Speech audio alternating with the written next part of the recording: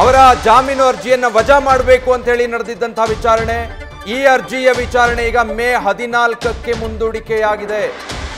ಮೇ 14ಕ್ಕೆ ಅರ್ಜಿ ವಿಚಾರಣೆಯನ್ನ ಮುಂದೂಡಿಕೆ ಮಾಡಿ ಆದೇಶ ಹೊರಡಿಸಲಾಗಿದೆ.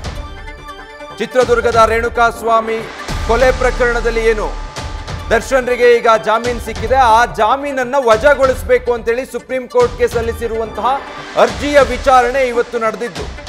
ಈ ವೇಳೆ ದರ್ಶನ್ರ ಪರವಾಗಿ ಮನು ಸಿಂಘ್ವಿ ವಾದ ಮಂಡನೆ ಮಾಡಿದ್ರು, ಸರ್ಕಾರದ ಪರವಾಗಿ ಸಿದ್ಧಾರ್ಥ ಲೂತ್ರಾ ಅವರ ವಾದವನ್ನ ಮಂಡನೆ ಮಾಡಿದ್ರು.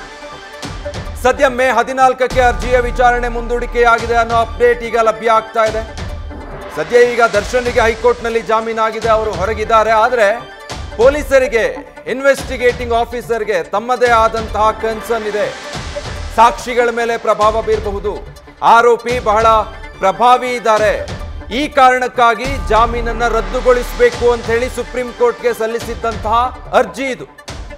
ಈ ಅರ್ಜಿಯ ವಿಚಾರಣೆಯನ್ನ ಇವತ್ತು ಸುಪ್ರೀಂ ಕೋರ್ಟ್ ನಡೆಸಿದೆ. ಈ ವೇಳೆ ವಾದ ಪ್ರತಿವಾದವನ್ನು ಆಲಿಸಿ ಸದ್ಯ ಮೇ 14ಕ್ಕೆ ಈ ಪ್ರಕರಣದ ಈ ಅರ್ಜಿಯ ವಿಚಾರಣೆಯನ್ನ ನ್ಯಾಯಮೂರ್ತಿಗಳು ಮುಂದೂಡಿಕೆ ಮಾಡಿದ್ದಾರೆ.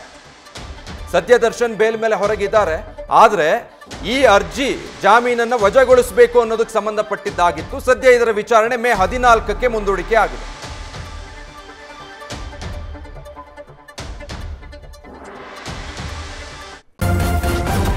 ನ್ಯೂಸ್ ಫಸ್ಟ್ ನಿರ್ಭೀತಿಯಿಂದ ನಿಮ್ಮ ಪರವಾಗಿ.